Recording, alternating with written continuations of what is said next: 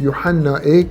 بش 5 جی آیتا 1 حتی 5. پرنسیپ 14 حجه کرنا هفدویا آلیگور. حتی کو شیرتین خود بجه بینین بشوک زور باش بی دوید حج خوده بکین نوک بارگرانیک ادوید وصا حجه بکین هر وکوی حشمه کری بابد نبارگرانیه لیزور یه باشه. ده جبش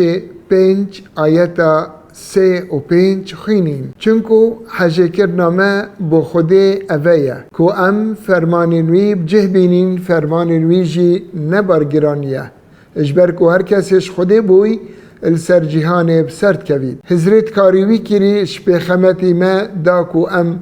وکو خلق وی جهان نبین لی ابنی کرنا ذهنه خورنا گهورین اجبر کو هر کسیش خوده بوی السر جهان بسرد کوید. افسر کفتنال سر جهان جی اویا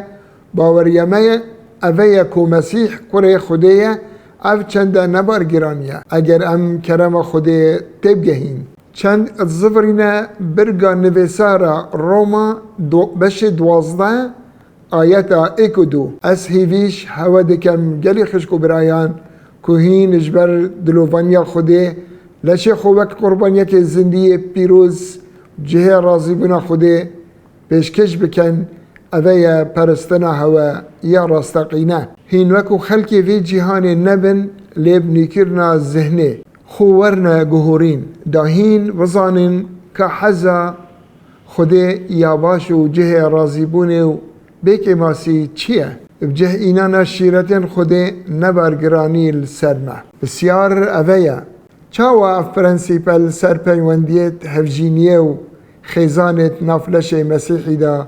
بجهت این بلا بزفرین آیتا 1 بش 5 اشنام یوحنا یا ایکی دبیجید هر کسی باور دکد که عیسی مسیحه او کس یش خوده بوی ام وی چنده دزانین که ام حج زاروین خو دیکین ادوید ام حج 1 و 2 بکین. بابت پیوندیان نوبر مروفانو خودش شروعت کرد امید بجنه پرنسیپ حج کرنا آلیگور اف چنده ده کاریگره که زور باش دکت جیان آمده چل سراست هفجینیه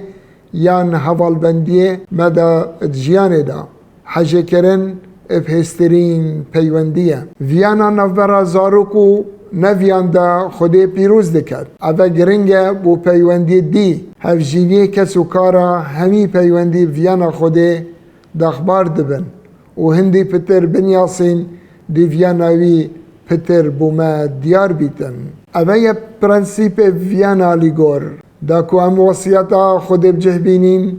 نجبر برگرانیه لی حج بکین وکوی حج مکری